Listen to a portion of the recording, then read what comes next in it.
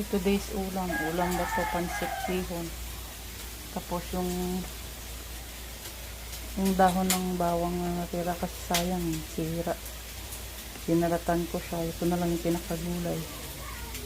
Lalagyan natin ng paminta, tapos hilo, dried shrimp, sibuyas. Kasi di na ako magwagayat ng bawang na to eh. Nakasalang na yung ano,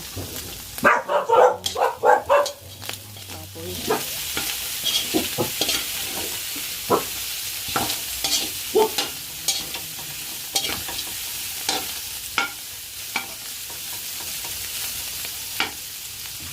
Tatanggalin natin yung ano yun.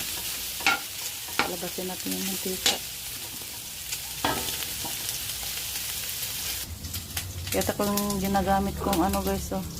Kung hindi itong yan, ito tinry ko siya, masarap naman, mas mura dun sa isa.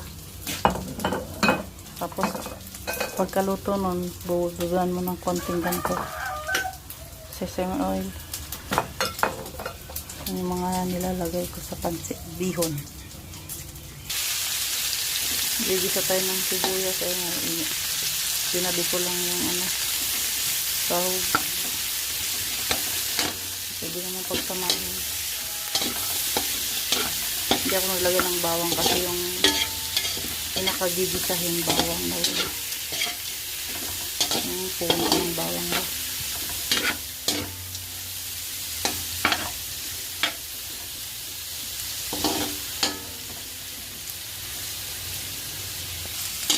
Lalagay ko na yung ano. Wait lang.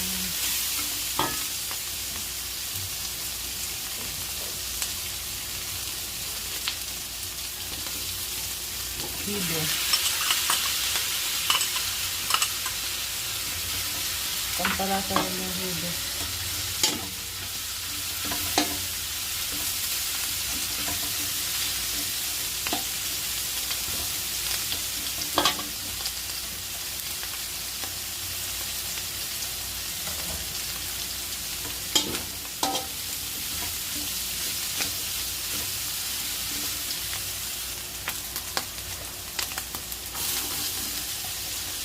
Ito na yung bawang. Sinama ko na yung carrots sa ano. Repolyo. Kasi matagal na yung bawang. Dami.